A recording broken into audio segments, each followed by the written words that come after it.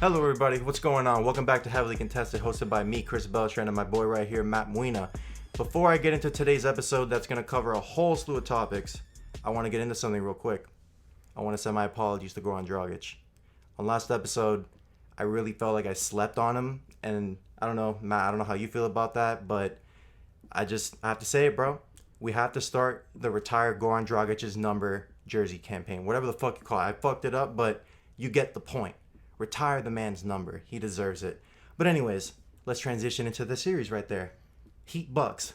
Heat up 2-0 after an insane Game 2 performance. Dude, I personally, watching this as a Heat fan, it surpassed my expectations. What do you think? I love it, bro. I mean, I'm a big Heat fan, but I didn't really expect them to just be dominating the Bucks like this. And in Game 2, I wasn't really a big fan of the finish, the way that it ended. A W is a W, though. But Jimmy didn't play well.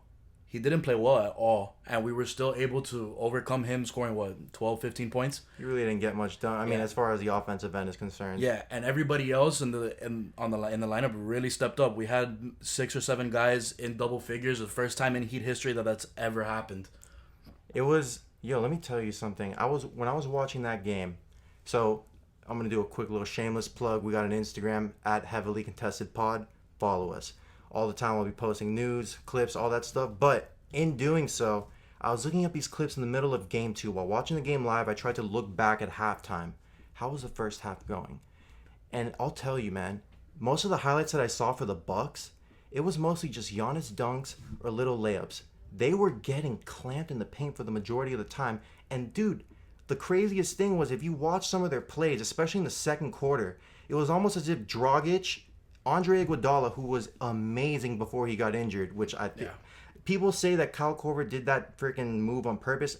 It wasn't on purpose. Dude, Kyle Korver has respect for Andre Iguodala to begin with. So he's a shooter. He knows what the deal is.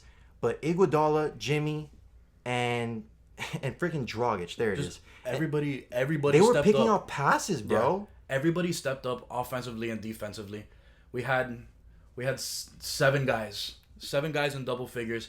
Everybody doing their part to be able to make this W happen.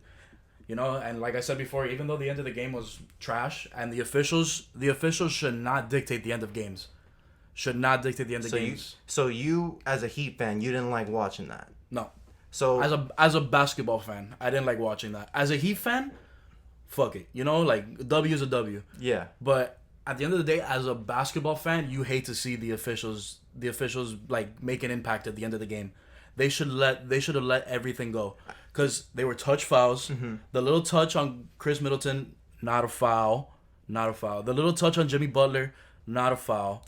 You need to just let it play. At that point, like we were talking about before the show, it's almost as if the ref just has their hands tied behind their back, because I think it was Mark Davis that had made that call, or maybe that's his name. I'm pretty sure it is. But anyways, he made that call on Dragic, a foul against Middleton, and it's just like, dude, what the hell do you mean? He's literally standing there, and freaking Middleton goes and puts his leg out a bit and freaking goes on him. It's like, dude, he can't move. He's literally standing stationary. But, when you look at that second play, he had no choice but to call that foul, because it would just be a ticky-tack thing. And look, I personally think no matter what, that ending was what that ending was. But like I was talking about Andre Iguodala earlier, I feel like when Andre Iguodala went down, that was a turning point in Game 2 that really allowed the Bucks to get a second win. Because, I'm going to tell you something. Andre Iguodala, people were talking about him, he wasn't doing well at the beginning of the bubble, this and the other. Andre Iguodala shows up for playoff time, bro. That's what the deal is. It's no accident. Absolutely. Yeah, it's no accident he's in Miami right now. He did not want to play with fucking Memphis. You saw what Memphis just did right now, and all respect to Memphis.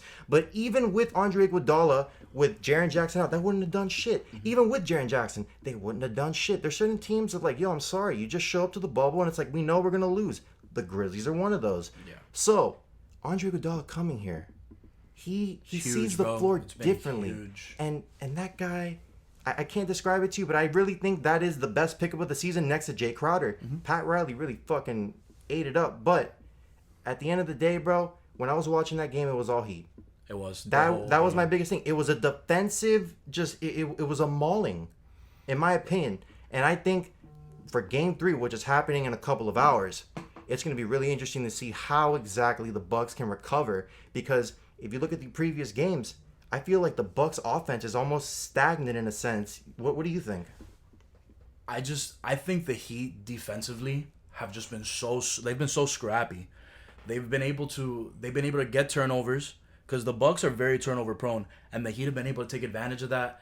And just every single possession for the Bucks is just a grind for them to score.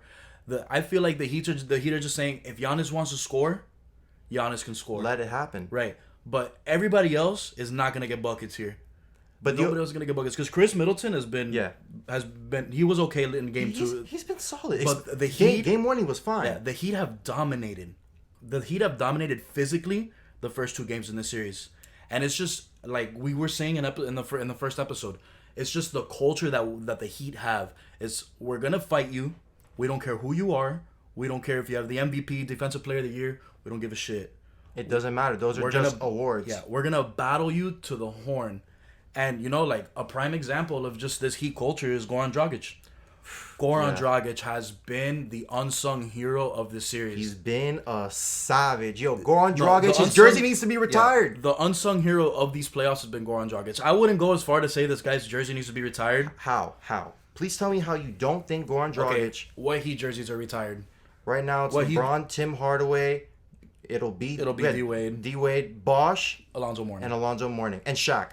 Does Goran Dragic match up to any of those guys? Udonis Haslem is going to have his jersey Udonis Haslem has played with the Heat for like 19 years. I'm not disrespecting UD. I love UD. I have the utmost respect for UD, but I'm going to be honest with you, bro. We're talking about jersey retirement. Like, UD is going to get in the Hall of Fame because, like, the Miami Heat Hall of Fame, basically, with the jersey retirement. Misspoke there. But he's going to have his jersey retired because of what he means to the team. He's amazing. He is the Heat culture. But he did not play so much. Hold on. Let me finish this part. Okay. Real quick. But Goran Dragic, since he came here in 2015, that man, not only by the media, not only by people just out there that are casual basketball fans, because I think a real basketball fan knows his freaking value if they see him with freaking Slovenia in Eurobasket. But that's besides the point. If you watch Goran Dragic, even like just within the Heat, he has embodied what it is to play for us. That guy, for the last 5 fucking years, has given his all. People sleep on him, bro. And time again, it comes up and people are like, oh, wow. Like, it's almost as if people are surprised Goran Dragic can do what he is doing. And look, I personally feel if we're talking about the upper echelon of Heat players that are very beloved and respected and have actually done something and represented the team well, Goran Dragic, if we're going to have tiers, like tier 1, I would have like a D-Wade, I would have Alonzo Mourning. LeBron James, I would say no, but he didn't like rep the Heat so much. I'm saying like who is like ingrained in that culture. I think Goran Dragic is on third tier, bordering second tier in terms of importance within the Heat organization. We tell the story of the team. I don't want to disrespect Goran Dragic, but besides Tim Hardaway, what do every single one of those guys have with the Heat? They have a ring. I understand. They won an NBA championship. I understand. You know, what if Dragic wins a ring? What if Dragic wins a ring? I still don't think you put him there. Like, I don't want to disrespect Goran Dragic. I love Goran Dragic. I love what he's doing this year in the playoffs, and I've loved him for the last 5 years. But he's not on the same level as the guys' jerseys that we're retiring. You know, like that is cream of the crop. You know, and he's never been the best player on any of our teams. So as a fan, you like it when your team, whether like any sport really, you like it when a team really recognizes those players that have the credentials that we're going to talk about in terms of, you know, ring credibility. Like all-star appearances, you got to have the rings. You know what I'm saying? Like it can't just be oh, he was a great player for us for 5 years. He was a great number 2 for us for 5 years. But I can't put him on the same level as the rest of these guys that we've hung their jerseys up. You know, D-Wade, Alonzo Mourning, Shaq, all these guys were pivotal. Wait, you know what's crazy? We just said that LeBron's jersey retired. We're actually talking about the Olympics thing that got retired. Do you think LeBron's number gets to, you know, get retired by the Heat? Do you think they would? Because we were just talking as if it, and it came to me right now. His jersey's not. I mean, I think they should. Absolutely. I think they should. But is that something that do you think that there's going to be, you know, some sort of little edge? You think? Nah. Besides D-Wade, that's the best Heat player to ever play. Even though he was only here for 4 years, that's the best Heat player. How do you feel about this take? LeBron James is the best basketball player to ever put on a Heat jersey. but Dwayne Wade is the best Heat player that ever played. Does that make sense to you? That makes sense. I agree. Like, I was talking about it with someone earlier today, and they're like, dude, I just can't wrap my head around that because, like, yo, D Wade is just so good. And that was a dude, his head was... And there's some fans out there, I'm going to be honest with you, man. If you're thinking Dwayne Wade is on LeBron James' level, you need to get the fuck out of here. But that's besides the point. This guy was like, there's no way. One person on LeBron James' level, and we know who it is. Who is it? Michael Jordan, obviously. So, would you put Michael Jordan or LeBron James? Who's one, two? Yeah. Is that another for another day? Okay. For another day. But we are on the topic of LeBron James. So I want to transition into LeBron James versus James Harden and Russell Westbrook. And let me tell you, that's a really interesting thing that I saw earlier today that we were talking about. It was the Thunder in 2012 when they had Harden and Westbrook. That was the last time that LeBron James has seen those two, and vice versa. Like in the playoffs? Yeah. Like, that's insane, bro. It's been that long. Yeah. You know what I have to say about this series? I'm about to go to your closet. I'm going to whip out the broom. Because this You think series, it's a GG? This series is a GG, Pops. This series is a like, sweep. Don't even This show series up. is a sweep. Like, the Rockets should just leave the bubble, go see their families, and go home. They just need to go home. James Harden needs to go back to the strip club. Yeah, James Harden needs to go back to the strip club. And then Russell Westbrook needs to go back to his fashion shows. This series is over. Why do you say that? The Rockets are too small to compete with this Lakers lineup. They have nobody to guard AD at all. If you're telling me PJ Tucker's gonna guard Anthony Davis, that is the biggest cap that I've ever heard in my life. Do you think there's anyone on that team that can do anything? I think James Harden's gonna get his. I think Russell Westbrook's gonna be a bum. You think he's gonna be... So you're jumping off, not that you were ever on it, but if we're talking about, thinking Russell Westbrook is elite, are you jumping off that ship? Yeah. Yeah, I don't think he's top Really? 10. I don't think he's top 10. Where do you think he lands on point guards? Probably top. He's probably top 5, but he's not top 10 player in the league. So you feel that Harden is gonna do his... Harden's gonna get his, but the problem is that the Lakers are just gonna dominate them inside. And we know when the Rockets get cold from 3, they get cold. The only chance that the Rockets have to compete in the series is if they shoot the 3 ball well. Because we know the Lakers don't defend well on the perimeter, and they don't shoot well on the perimeter. Isn't it crazy? This is a team that really, really, really depends on, their game. Like, it almost makes me have a certain respect for their game because knowing how great they could be. Because I think what we're talking about here, we're not trying to disrespect the Rockets. We respect, their greatness because all those dudes can fucking shoot. But I think what Matt's trying to say here is the fact that the Rockets, they're not consistent the way they should be, way that we would expect. They have a hard-headed way of looking at basketball. Yeah, they're very one-dimensional. They're going to keep shooting the 3 no matter what. It's like, I played baseball for 18 years of my life. Yeah. If I'm going up to the plate, yeah, and I'm going to swing and miss, if I'm going to swing and miss doing something I think is right a certain way, and I keep swinging and missing, that's insanity. It's insanity. That's literally the definition of insanity. Doing something over and over and over and over again and it not working. So is the problem really the players or is it Mike D'Antoni? It's Mike D'Antoni. I think that the whole offense is the problem. The offense, when it works, it looks amazing. When it doesn't work, revolutionary. Yeah, when it doesn't work, it looks like a piece of shit. I would agree. I mean, I feel like the best Mike D'Antoni's offense has ever looked was back with Steve Nash, who we will talk about later. Amazing signing by the Nets. But back to it, I really do feel like Mike D'Antoni, his system, it's too much at this point. I feel like the game has advanced to a certain degree where defense, yes, it was more physical back in the day, but I feel like defenses are a lot more nuanced nowadays. People, they're not afraid to just switch it up in the middle of the fucking game. Yeah. Think about how many times back in the day you'd have coaches that are very hard-headed. It's not to say that coaches wouldn't make adjustments, but I feel like even 10, 12 years ago, back when Mike D'Antoni was coming up, it was also like as if nobody had ever seen that before. Right. And I think I think the ultimate form of the Rockets offense, like Mike D'Antoni's offense was in the Rockets offense that one year that they just went absolutely cold against the Warriors. And it really is almost as if they haven't recovered from that time. It made them lose that series. Yeah. If they don't go cold like that, they win the series. I really do think that series blew up the CP3 Harden experiment. It was almost as if last year they were destined to fucking fail. Because how can you recover from that? That's so much. And what world does the Westbrook signing make any sense? Well, the Westbrook trade. The Westbrook trade. CP3 for Westbrook. Does that trade make any sense? To me, it doesn't make sense. Why doesn't it make sense? You have the team full of shooters, and if James Harden is gonna be your main ball handler, which we've seen he is, yeah, right? I mean, him and Westbrook both share the ball. they're very ball They're dominant. both ball dominant. The problem is, I feel as if CP3 and Harden, they just couldn't work because it was the personalities and shit. Yeah. But it's almost as if Harden and Westbrook, obviously they love each other and they know each other and shit like that, going back in the day like we were talking.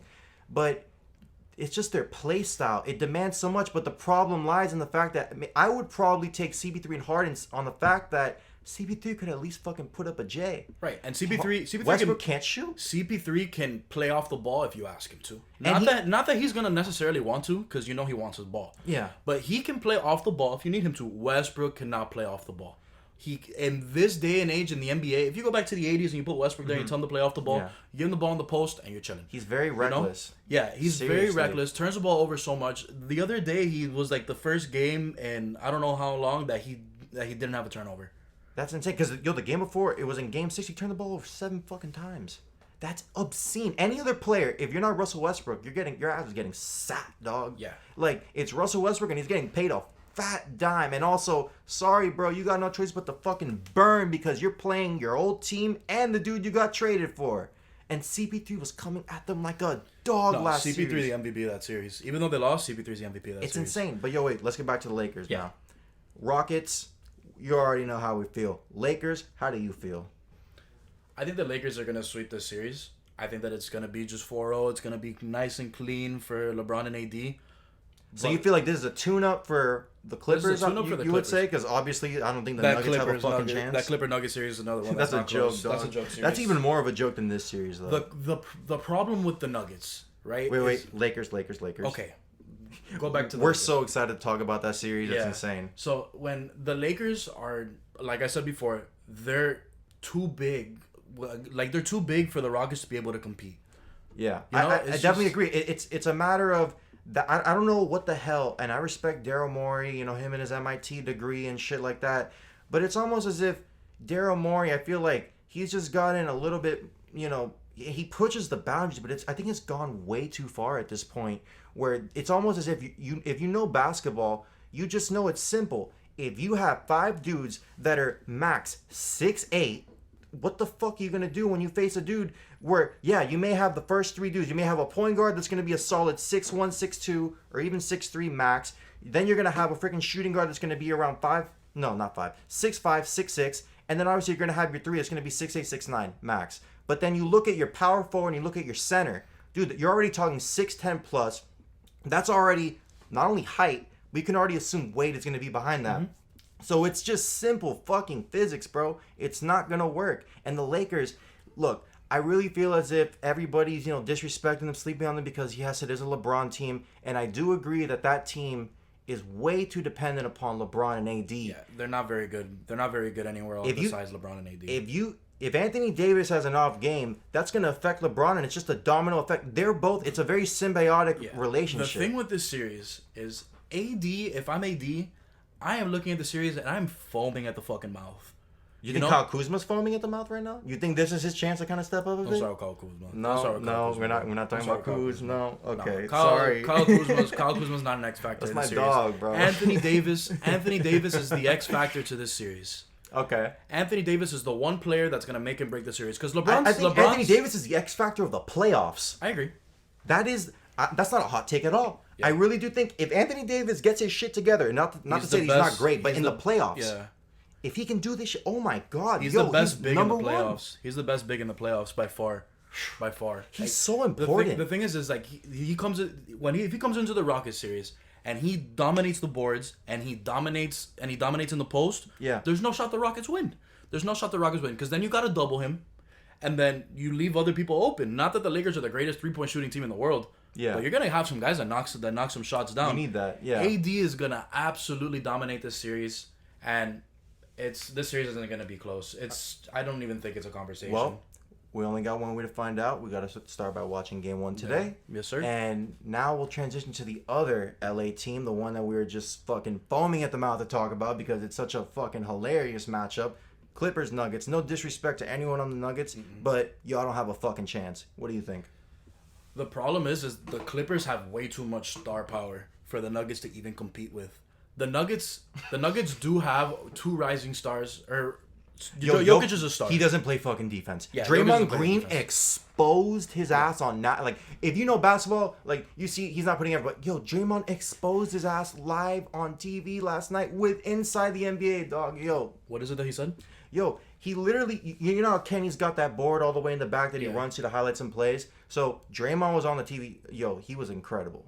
On that set, I love him. Yo, TNT, you need to fucking get him. But that's besides the point. He went over, and he's highlighting all these instances where Jokic would be in the middle, and he would just stand there as it becomes his fucking turn to come and guard the man that's driving to the fucking basket. He literally just stands there, doesn't even put a hand up, doesn't even try to, like, get a little bit of contact. He just stands there and watches dudes go and dunk it, go and lay it up. Even a dude on a fucking J, he won't step up, he won't help. So, look, Jokic, revolutionary talent. He reminds me of Arvydas Sabonis on offense. I don't know if you watched him back in the day with the Blazers. That's a dude, if you have not watched Arvydas Sabonis before he played for the Blazers, that dude was incredible. And his reputation isn't even so much with the Blazers back in the day. It was what he did back in Europe with Madrid and what he did with his squad. God, it was just insane what he did. And injuries happen, but I feel like Jokic has the potential to fit that mold. He just really needs to step up his defense, man. I think Jokic, this team, we talked about, we were wrong about last series with the Nuggets and the Jazz. I think we both felt that the Jazz were way too experienced, and I think we had the right approach to it, but I think we were talking more about a team like the Lakers. The Nuggets, they flat out just have more talent, and all respect, and they've done an incredible job. That series, you know, we're going to talk down about the Nuggets, but I want to give them credit. They did an incredible job. That series with the Jazz was incredible because those two teams, they don't work through free agency. They only work through the draft. They are so fucking good. Their scouting departments are always so solid. So props to them on that series. But it really was almost as if these two teams were, you know, just more... It was almost as if you're just proud of beating that team because you know you're already going to lose to the other team, so why even celebrate anything?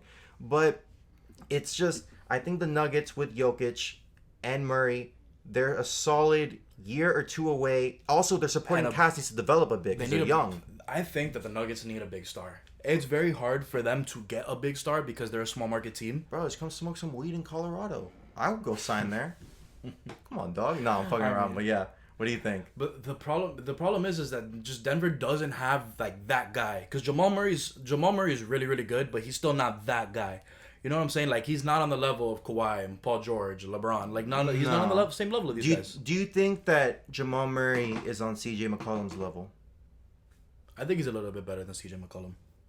You think he's already surpassed him? Like, do you think this year's what put him over? Yeah. Because I think what he's done this year, he's not a number two. He's the one.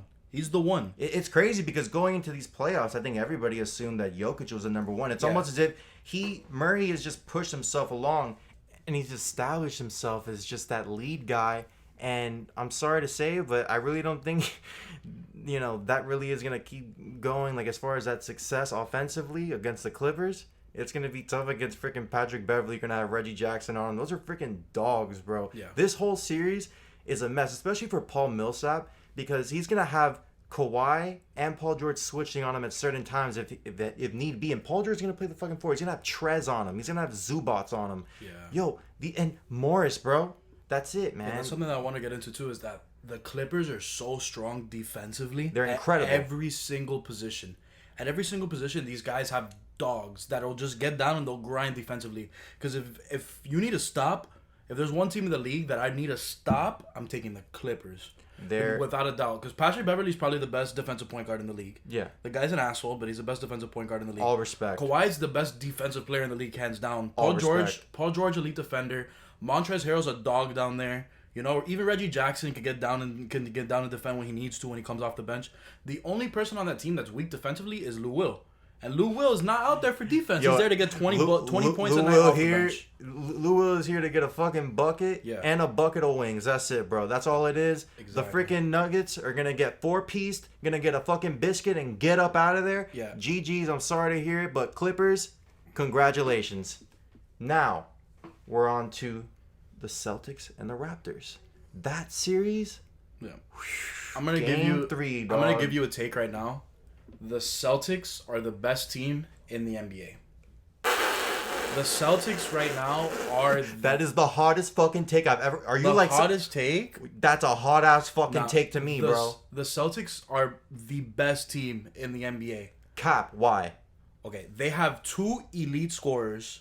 Name them. Jason Tatum and Kemba Walker, two elite scorers. Okay. Kemba Walker in his prime was an elite scorer. Maybe not the same that he is now. No, he's still a but G. Kemba Walker came to the perfect team. Oh, Kemba is allowed to be like UConn Kemba, dog. Yeah, this Kemba is the best Kemba that we're gonna get because this is the team that fits him the best. It's insane. Jason Tatum, Fits like a glove. Yeah, Jason Tatum is a rising star in this league. No, he is a star. Yeah, he's a star, and Jaylen Brown, Wait, would you say superstar?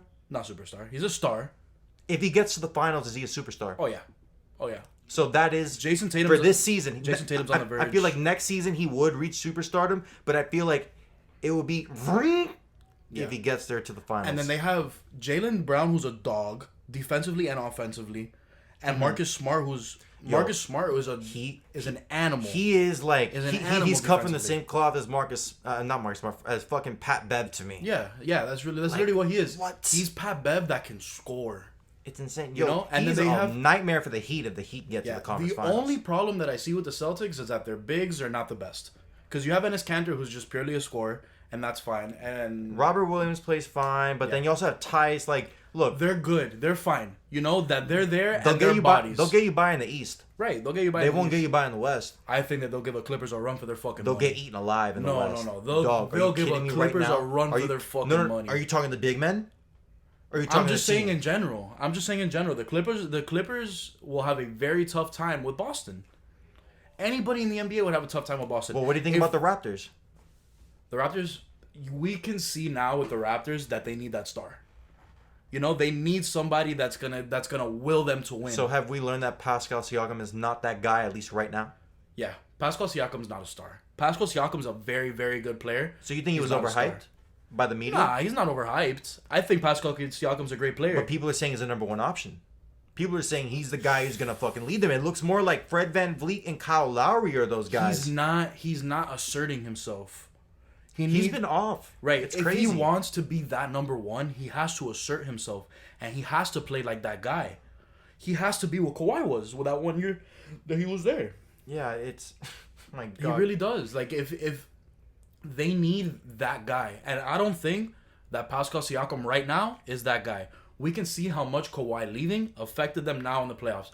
The Raptors are always an amazing regular season team. But wait, do you think Game 3 was more bad luck for the Celtics or, good stuff for the Raptors? Is this something that could be a springboard for them? This here should be 3-0. So you think that, so hypothetically, you wouldn't be shocked if the Celtics still went on to win this series? The Celtics are gonna. I think the Celtics are gonna win this in 5. It Wow. came down. Wow. It came down to a breakdown So defensively. this is a gentleman's sweep. Yeah. Wow. This came down to a breakdown defensively.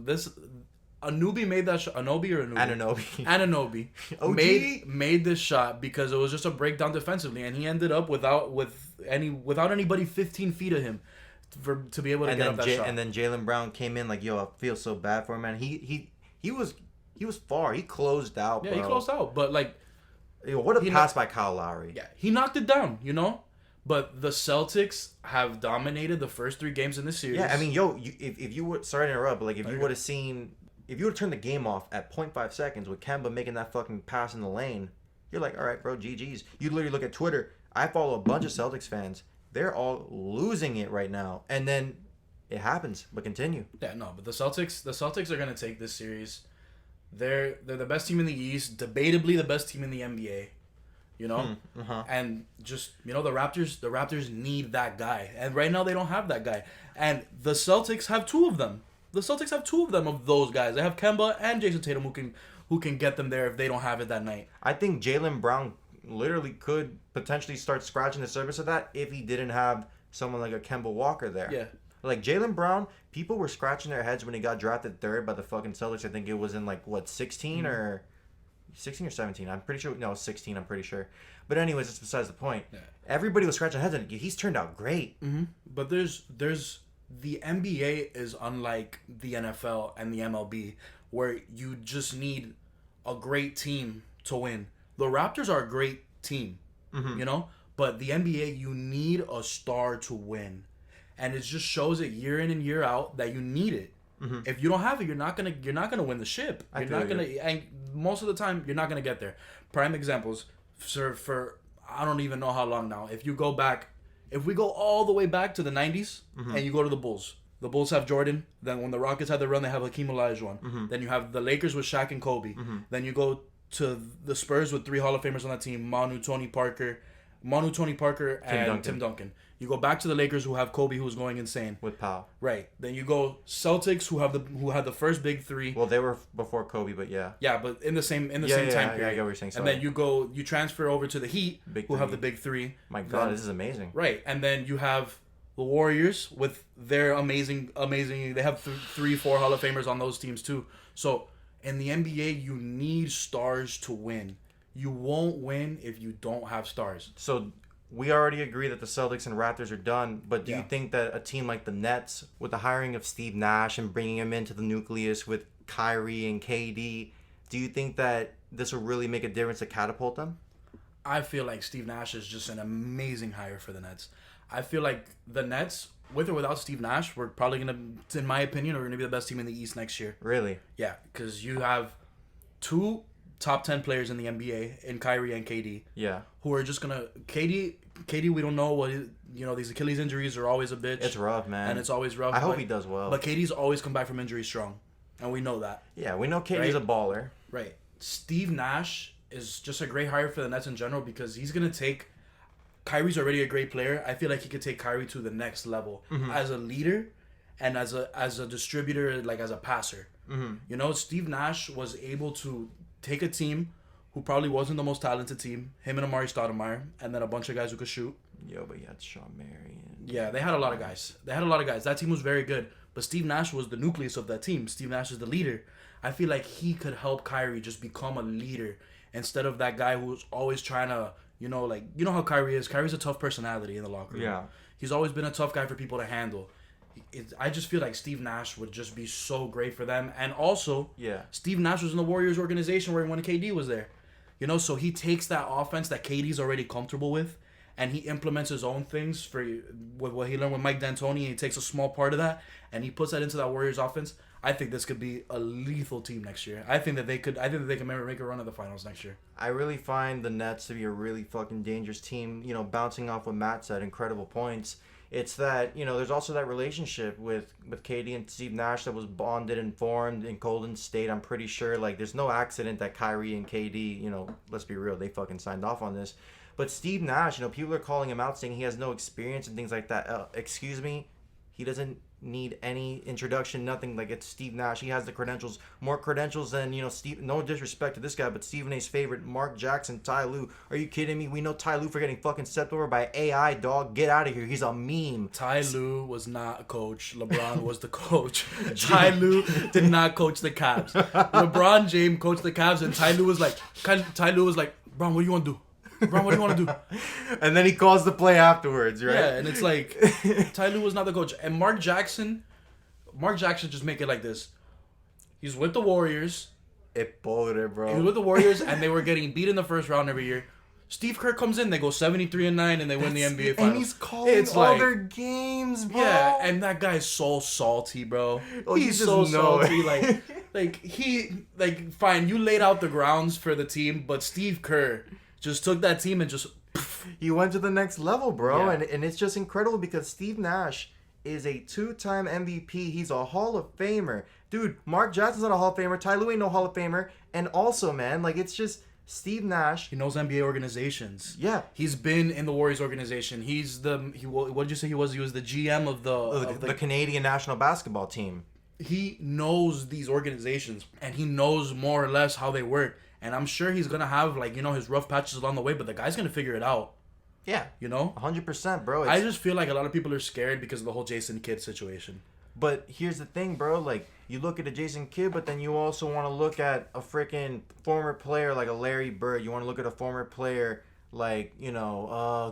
Steve Kerr, we were just talking about. Yeah. Those are just 2 prime examples to me where I can just think of 2 people who have such an incredible basketball mind. And look, these 2 dudes were at completely different levels on the freaking NBA totem pole. Larry Bird was a star, and maybe people don't recognize this, but he actually led the freaking Pacers to the 2000 finals. Some people don't even remember or even know the fact that Larry Bird, not only being an incredible player and GM, was also a fucking coach. Yeah, if I'm playing devil's advocate here, the only thing that I can see this being as a bad thing is that we've seen players become coaches and it ending badly.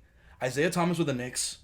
Holy shit. That was a mess, dog. Holy shit. He signed that guy. What was that guy's name that was like 400 pounds? Stephon Marbury. Stephon Marbury, and then he also got Eddie Curry. Oh, Eddie Curry weighed like 400 pounds. Yeah, bro. Heat superstar, bro. Put his number up in the Raptors. Okay, so there's Isaiah Thomas who didn't work out. Jason Kidd is probably going to get another NBA job, but he didn't work out in both places. Derek Fisher also got his ass beat by Matt Barnes. Yeah. Mark Jackson was also a player, not the greatest coach in the world. You know, it's just there's a lot of situations where players aren't good coaches. Lionel Hollins. Yeah. There's just a lot of them, but I don't think that the Steve Nash is one of those cases. I think Steve Nash has been in these NBA organizations. He understands how they work. He understands what makes these teams gel, and I think he's gonna do a great job. I really do. I really hope so, man. I'm very excited to see how Kyrie can grow as a leader. How he can. I mean, he's already, in my opinion, I think he's a good leader. It's just he's needed to find somewhere and some people that can fucking understand him. And I think with Steve Nash, you just look at Steve Nash, and like from everything that I've heard, I don't know him personally, but he just generally seems like the type of guy that will just be chill. He'll just be vibing with people. Look at him as a player. Sean Marks, the GM of the Nets, who hired him, he talked about the fact that he looked at Steve Nash when he was playing with him back in Phoenix in those days that we were talking about with D'Antoni. Dude, Sean Marks would look at this guy and he's like, damn, he's a really good leader. He's a really good communicator. Mm-hmm. These are things that you really need, especially when you're going to have two players that have a really big ego. But not only that, but also are great stars. You need to find a way to get that to mesh and meld. So, yes, he has D'Antoni, he has Kerr, he also has the experience with KD. This is going to be a team that a lot of people are going to have to fucking fear if Kevin Durant returns from injury and Kevin Durant even comes back to 80% of what he is. If Kevin Durant is at 80%, he is better than, I'd say, a solid 96.5% of the fucking league. Kevin Durant at 80% is still a Hall of Famer. Yes, 100. Yo, Kevin Durant right now, I think this is the beginning of Kevin Durant's second phase of his career. I don't know if Kevin Durant goes somewhere after Brooklyn. I don't know if he finishes right at Brooklyn, but I really do feel like with this injury, I hate to say it, but it was almost as if this has been a shift, because it's almost as if I feel like KD is actually respected now. I think things have kind of changed since Golden State. People may be a little bit salty, but I think a lot of people are going to be interested in seeing this. And, yo, if there was a coach that could handle it, it's Steve Nash, man. Yeah. That's what it is. But what we're excited to talk about now, we're transitioning to football. We have not touched this realm. Football's just had our fantasy draft a few days ago. I think I'm going to fucking win that league. Like, listen, I won last year. I beat you in the freaking first round, actually. But that's besides the point. We want to talk about real football. We'll get into fantasy another episode. How about you let it rip here? Well, I'm just excited for football to be back, to be honest with you. Football, I played baseball in my life. Football is my favorite sport to watch. Football is the sport. I know more football than I know basketball than I know baseball. So for me, I'm excited to talk about this. I love talking football. Who do you think, if you had to pick two teams, are the best teams in the league this year? Well, I mean, I hate to say it, but like they're kind of in the same fucking conference. I'd say the Ravens and the Chiefs. I do think that those two teams, just simply on the fact that their quarterbacks are revolutionary, next level. Mm-hmm. I think the Ravens defense, even with the loss of Earl Thomas, I think they're going to be very solid. John Harbaugh always manages to get that fucking defense in order, you know. Yeah. Andy Reid, I don't even know if I have to say any more about him as an offensive mind. Like, I'm not even going to start to go into it because everyone knows what the fuck there is to say. Patrick Mahomes, I mean, he's basically Jesus Christ. I love Patrick Mahomes. I'm a Patrick Mahomes fanboy. And that defense is a lot more solid than you think. Travis Kelce on freaking offense, on tight end. You got Tyreek Hill. You got Clyde Edwards-Helaire. These are teams. I can go on and on, right, bro. There's no reason they can't win. These are teams that are loaded at every single position. At every single position, these guys have dogs. These guys go and produce game in and game out. And it doesn't matter the situation. And for how young Lamar Jackson and Patrick Mahomes are, the stage is not too big for them. You know, like they come out and they produce no matter what. We've seen it with Lamar. We've seen it with Patrick Mahomes over the last 2 years, and they're just they're the best two teams. What? I don't mean to interrupt you, but look, I understand that the Ravens and the Chiefs are the best, but Lamar Jackson, dog, he's kind of wet the bed in the playoffs twice. Oh, Patrick Mahomes has stepped up twice, man. Lamar Jackson has had 2 years in the NFL. I don't give a fuck. Patrick Mahomes has been a starter for 2 years, and he went to the freaking AFC Championship Patrick game. Mahomes is probably gonna go down as, if he stays healthy, he's the greatest quarterback to ever play the game. Let's scratch a hot take. Patrick Mahomes is the greatest quarterback who's ever lived already. Okay, you need to chill out. No, I'm being serious. Relax. I'm being serious. Patrick Mahomes, if he stays healthy, will go down as the greatest quarterback to ever play this game. You cannot compare that to Lamar Jackson, who's still trying to figure it out. But people with are. how great but that he was. Well, I'm not on that train. You know, like Lamar Jackson is revolutionary in what he's been coming out with and doing with the game. You know, his first year in the league, was it rough for him? Yes. Did he produce? Absolutely. His second year in the league was historic. Oh yeah. I respect it. Already stats wise better than Michael Vick. Okay. Through a season. We're not saying he's better than Michael Vick. We're not saying that he's Michael Vick, but through his first year statistically, he's better than Michael Vick. The guy is an absolute threat with his legs, and it's come a long way with his arm, but how do you defend that? It's tough. difficult. Did he not? He didn't play that well against the Titans last year in the playoffs. But the guy's going into his third year in the league. The guy's still figuring it out.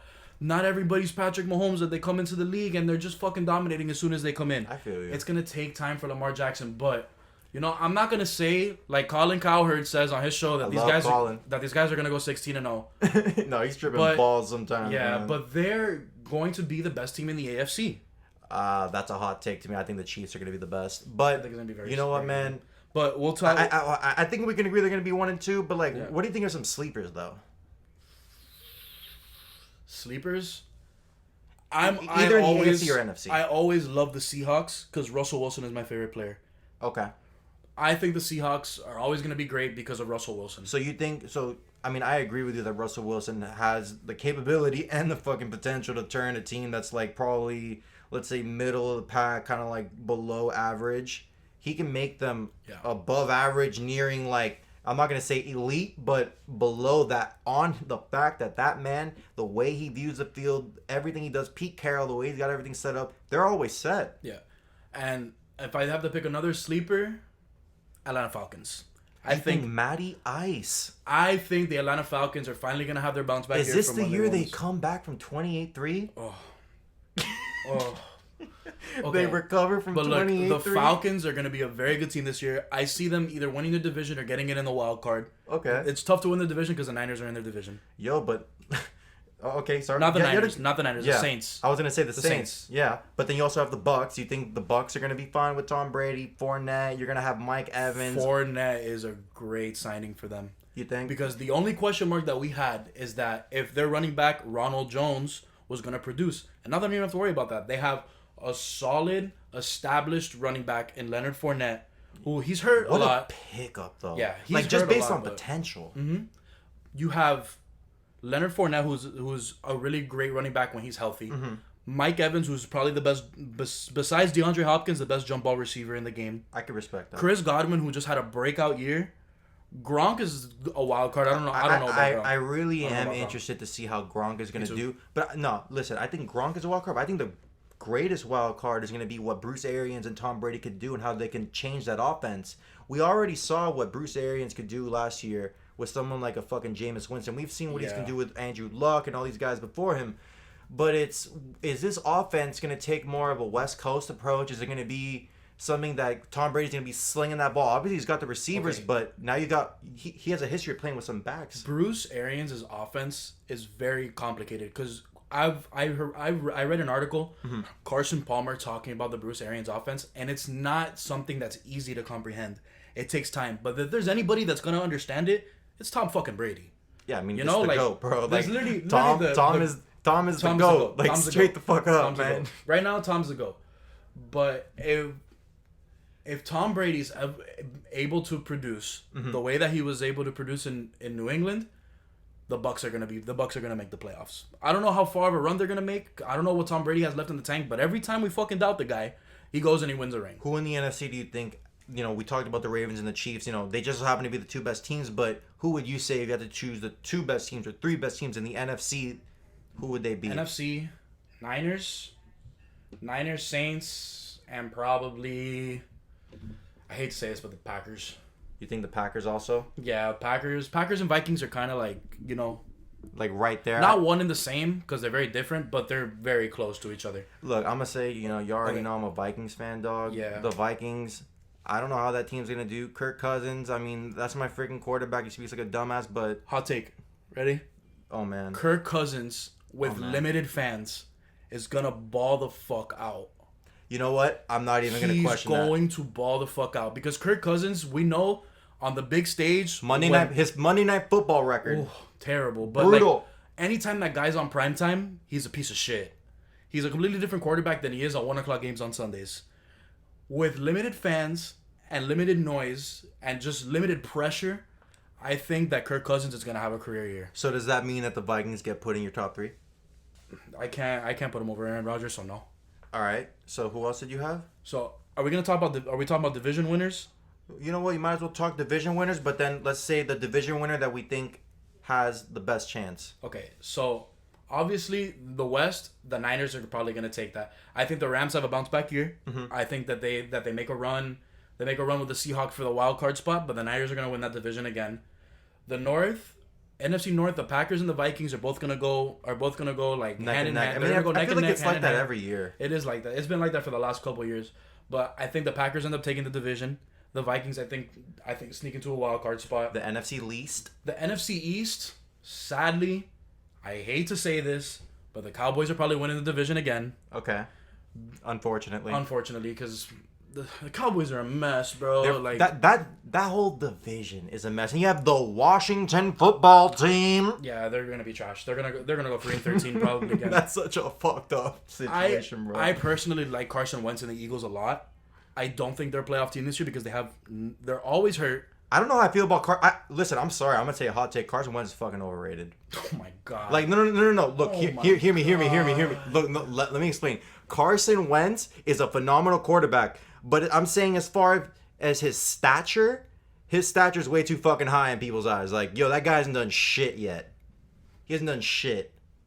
To me, Carson Wentz is. He's had he's had a great time, but like, come on, man. If we're talking about top quarterbacks in the league, he's 5 to 7 for me. Talent wise, I'm not saying production No, wise. I'm just saying in general. Oh, I'm talking production. No, but okay. I think the Eagles make a run for the wild card. I don't think they end up getting in. And then the NFC South's very interesting to me because you have the Buccaneers, the Falcons, and the Saints. Those are 3 teams that I think that are going to be very solid this year.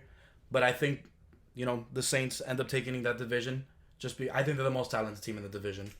And then I think the Falcons and the Buccaneers, along with the Eagles and along with the Vikings or the Packers and along with the Seahawks and the Rams, are going to make a run at the wild card. Dude, that feels like the whole league. Bro, the NFC this year is going to be tough. Hey, man. I Yeah. mean, I wouldn't doubt it. I've just always been interested in the NFC a little bit more just because I feel like the AFC, it's almost as if it's a little bit more of an offensive style in the AFC as opposed to the NFC where I feel like it's a lot grittier. I kind of prefer that style of football, but the AFC, I just feel like the winner of the Super Bowl, it'll probably come from there, to be honest with you. Yeah. I think either the Ravens or the Chiefs are probably going to take the Super Bowl, but you have a couple solid teams in there too, like mixed in. The Texans are terribly coached. Yeah, but they have a hell of a quarterback. But Deshaun Watson's a dog. And even though they lost DeAndre Hopkins, Yeah. they add Randall Cobb, they add Brandon Cooks, and they still have Will Fuller. How do you think David Johnson's going to do? I hope David Johnson has a bounce back year. Like, the injuries have really fucked him up, but I think that David Johnson could have a solid year. If I'm playing fantasy, I don't take him, Hell no. but I think that he's going to have a solid year. I think when you're talking about the AFC, you have the Ravens and the Chiefs, obviously. Mm-hmm. But if we're going by division, the AFC East is really weak this year. But I think the Bills probably go like 10-6, and they probably take it. Then we go AFC North. The Ravens are easily going to win that division. I think the Steelers and the Browns are going to be solid, that they could make a run at wild card spots. But I really hope the Browns can get it together, bro. The Browns are never gonna get it together. They're the Browns. I know. It's They're just the like Cleveland Browns. I understand, but it's just Yeah, like look they who, have they have the so much Nicole. talent, bro. Like, come on. They have talent, but it's the Browns, bro. What are you gonna do? You know. And then AFC West, Chiefs, 100%. Chiefs. I think the Broncos are gonna have a bounce back year. They have a pretty solid Yo, they're defense talking about again. Drew Lock as an MVP candidate. Drew Lock is gonna be something else. Like, this year. where's this coming from? I mean, I know he's good, like He's really not- good, but it's like, he's yo, not- so- he's not an I've just been MVP. hearing like, you know, people Yeah. dropping like, oh, MVP, like what the fuck is this? He's not an MVP caliber he's not an MVP caliber quarterback at all. I feel like people are now looking for that, you know, quote unquote second year star. You know, what the fuck is that now, man? I mean, you know, when you have Patrick Mahomes and Lamar I Jackson, understand, but it's and not gonna Josh be Allen, forever. yeah, you have all these guys that come into the league and they just start dominating right away. You're like, why doesn't my quarterback do that? Yeah, you know, it's weird. Who do you got for the South? For the South, I think the Texans take it, even though again, terribly coached. Yeah, But they have too much talent on that team. Defensively and offensively, they're just so solid on both sides of the ball. But the Colts with Phillip Rivers, that's not gonna do anything. that is a cappuccino, kid.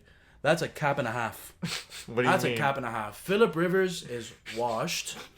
No disrespect to Phillip Rivers, but Phillip Rivers is washed. He's at the end of his career. The Colts should just let Jacoby Brissett get traded.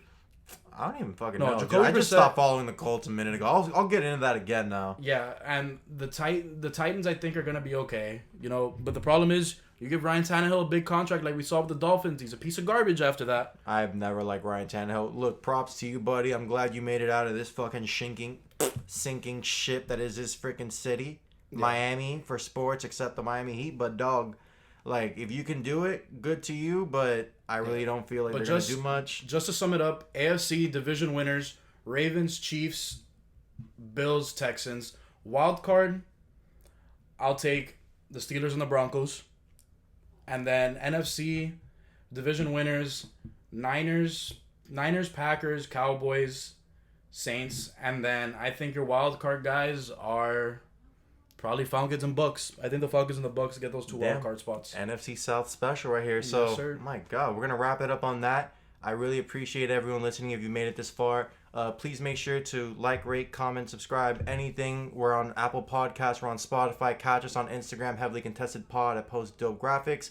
For next episode, we're going to talk some more ball, and we're finally going to come around to college football. There's some interesting shit happening there. We're going to talk about fantasy football, our favorite. And just stay tuned. We're going to get to baseball, too. We're just trying to, show what we can do a little bit. So, thanks for the support. Love y'all.